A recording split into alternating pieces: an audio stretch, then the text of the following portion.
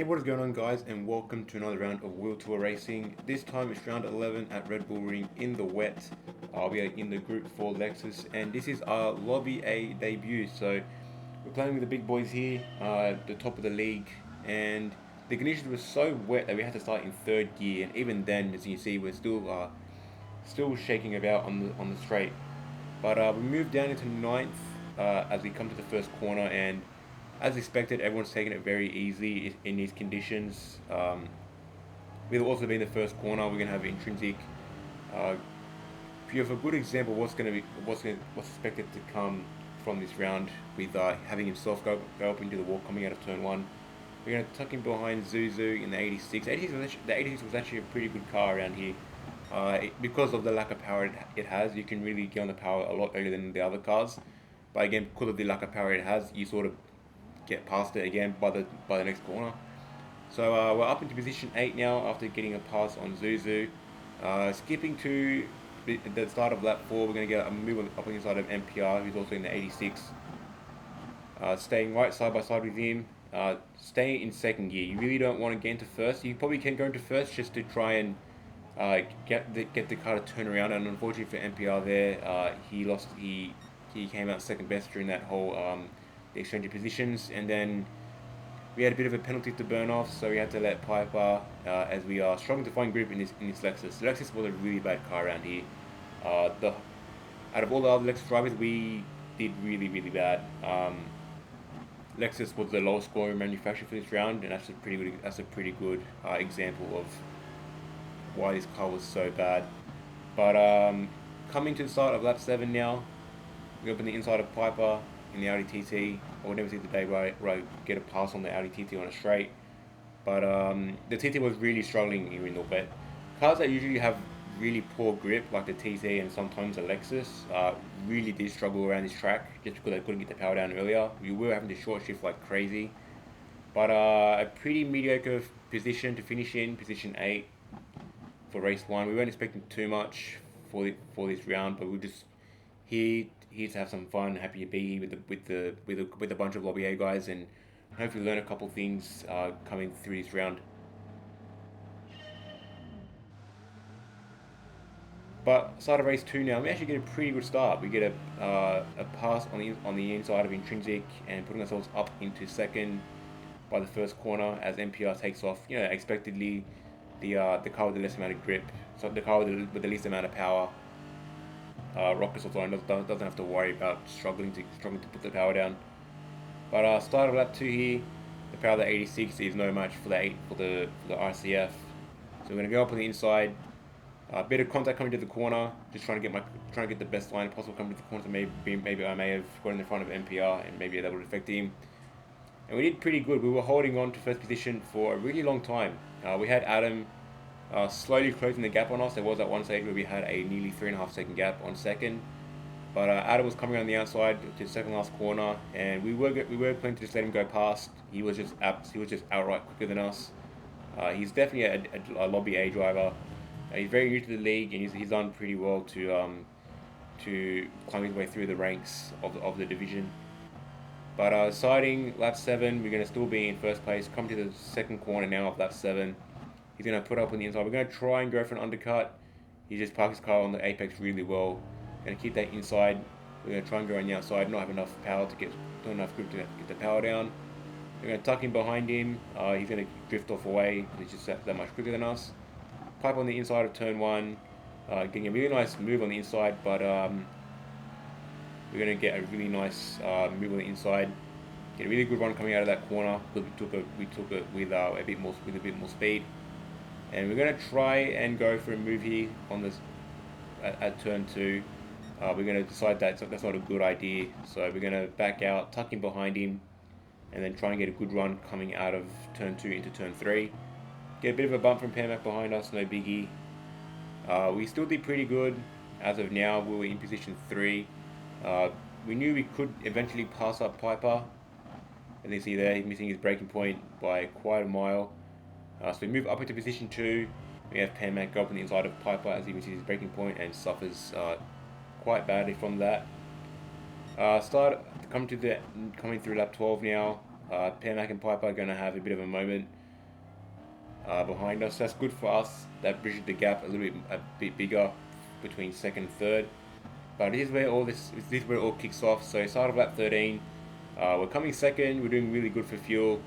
We were planning to make it just on, and then coming to the first corner, we're just going to get absolutely sent to the realm of wetness and the shadows.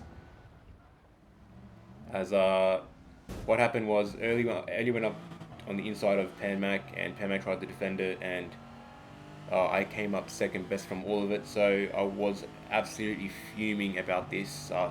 Luckily, there's no game chat in GT Sport, or my commentary mic wasn't turned on for this recording. I was absolutely livid with what had happened. All that hard work to hold off second and third, and just all thrown away to get put back into sixth. But we had Permac struggle to find the right part of the track as he washes out wide and spins himself off tracks when we got into fifth. But then that was all short-lived as we ran a little bit wide coming to the first corner at the start of lap 15. And our good man Dragon comes up on the inside in the Mercedes. Mercedes is actually another good car. Again, with the lack of power it has, not as bad as the 86, but again with the lack of power it has, it was actually doing a pretty good job around this track. So we tried to hang on with Dragon, but then we realized that because we pushed so much harder after the incident on turn 1, we ended up burning through a bit more fuel. So to finish off the race 2, we came 6th. Pretty disappointing result for race 6. As you can see, I was absolutely fuming about what had happened. Again, all that work I put in to hold off positions 2 and 3 and get a really good lap time went to waste, and I was absolutely pissed. So jumping over to Pass Pagani now, we're going to hand the reins over to him, and he's going to give us a quick overview of what we thought about this whole incident. Alright, so we're at the last corner of lap 12 now. I'm in second place. We've got Pan Mac and Early behind me, and I'm going to be giving a quick little overview of what I thought and who I think is to blame for this incident. So we're coming up here to the first corner, and we're at the brakes just before the 100 board, and we've come through here minding our business, and then we get hit by Pan Mac and Early, and then the car bites up, we come through. Pan Mac for some reason just stopped, and that's put Pan Mac right in the way of me for Dragon to come through and just completely obliterate him, as we can see through this through his point of view here. So he's seeing all this, he's getting a really good run out of here. Pan Mac, me and Early all bunched up, and then unfortunately for Early was right in the way of Dragon and copped the full brute of the AMG. So let's quickly go back to we'll go to Early's point of view, and so right there at the 100 board is where I'm hitting the brakes.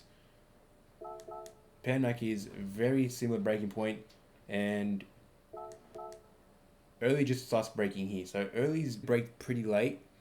He did tell me he was trying to put a move on, which from that gap is I don't understand. Like I don't see why one would try and put a move that far back, especially in these conditions. Like he probably brakes a good 10, 15, maybe even 20 meters after the braking point of me and Pan Mac, and then goes up on the inside. He's now turning left to try and avoid hitting Pan Mac, but for some weird reason, this is the part that really gets me with Pan Mac. If we can get it over here, is that Pan Mac does turn really aggressively towards the right. Now he said he was trying to do this to avoid me. I don't believe so. Maybe, but I don't think that's the full reason. I think he was just being very defensive towards Early. What I think should have happened was that Pan Mac should have just given up that position to Early, and it wouldn't have resulted in what had happened. So for some weird reason, Pan Mac just decided to put his car in between me and Early, and I think that's what's made it just as bad as it is. Possibly could say that if Pan Mac didn't do that, it might have been a lot less worse for myself and Early, and possibly Pan Mac. I am going to throw the blame both ways. I'm going to throw the blame on early for sending up a really late move. That's just a really dumb and numb-minded move. And as well for Pan-Mag for some weird reason, um, chucking his car to an angle, coming to a corner, which I think is just completely stupid. If I can get the right frame, maybe we can get it here. So at this point here, like, if we line up the top aerial of his car straight on, for some weird reason, he's now come with that corner with a really weird angle, which is going to do nothing but slow him down. And then we've got Early behind him, who still hasn't made contact. There's no contact between Early and Permac, as far as I know. Yeah, no, there's still probably a good half meter between Permac and Early. So we'll hop back on in Permac's view, and he doesn't get hit till here. And even at this point here, the contact at first isn't that much. But now that we line up Permac's car with straight ahead, he's now nowhere near lined up for that corner.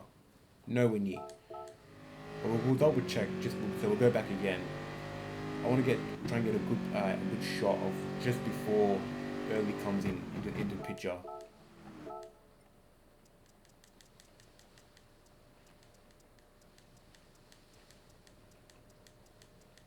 So we'll say it's around there. So for some weird reason, Pam Max angled his car in a way where he's not even going to make the corner without even getting a penalty, which to me is very, very, very weird.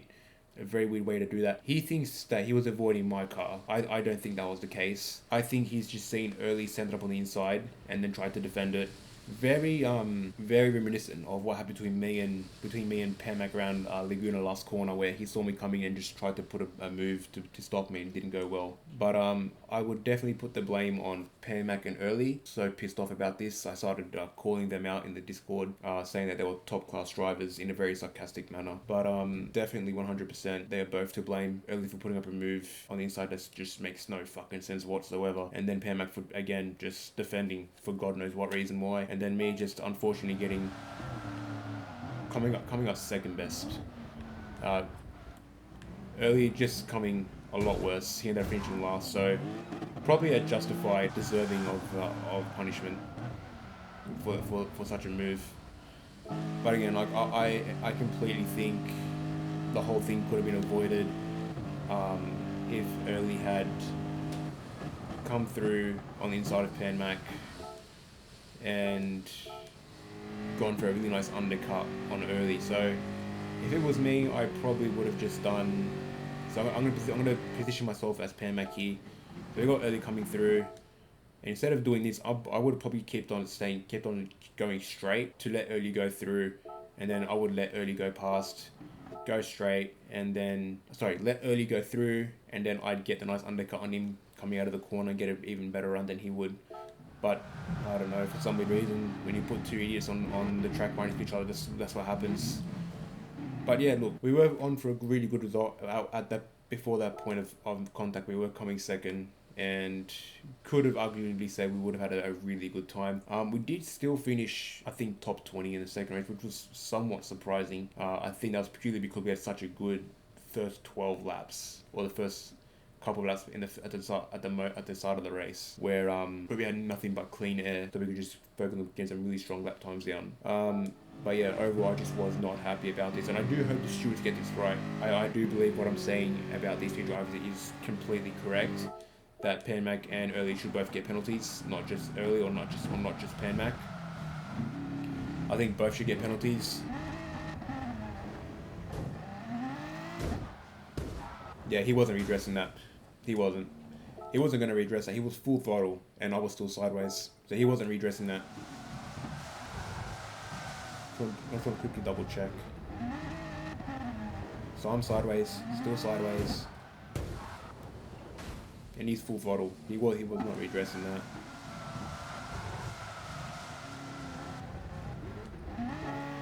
I'm going to quickly check out Early's braking, steering, and throttle inputs going to this corner. So he's braking just before the 100.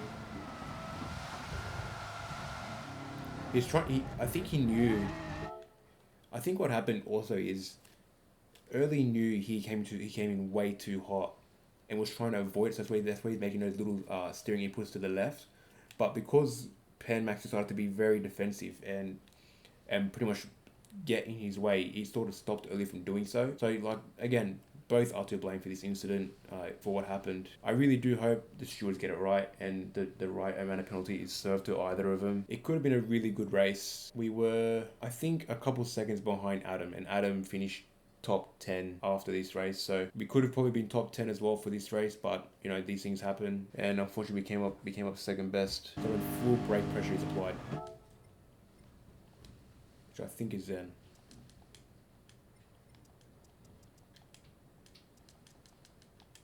So full braking at the 100 board. And then we got Pan Mac saying, how fast are we going? 183 with full braking. And then how fast is Pan Mac going at the 100 board? And what braking does he have? Around there.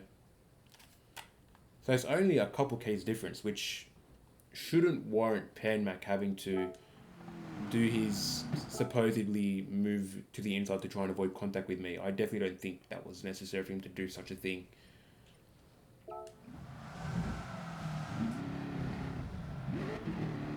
I definitely think what's happened is Pan Mac has seen early lob on the inside and tried to defend it, and then it just didn't work at all. So again, I would just let early go past. That would open up the inside of the corner and wide open, and get him a nice undercut on. Perfect example would be when I was racing ZD around the Interlagos at Group 3 for the exhibition round, and first corner he was always braking a lot later, and it opened inside of the corner wide open for me to get a nice undercutting. That would be a perfect example of what Pan Mac should have done for someone who comes hot into a corner.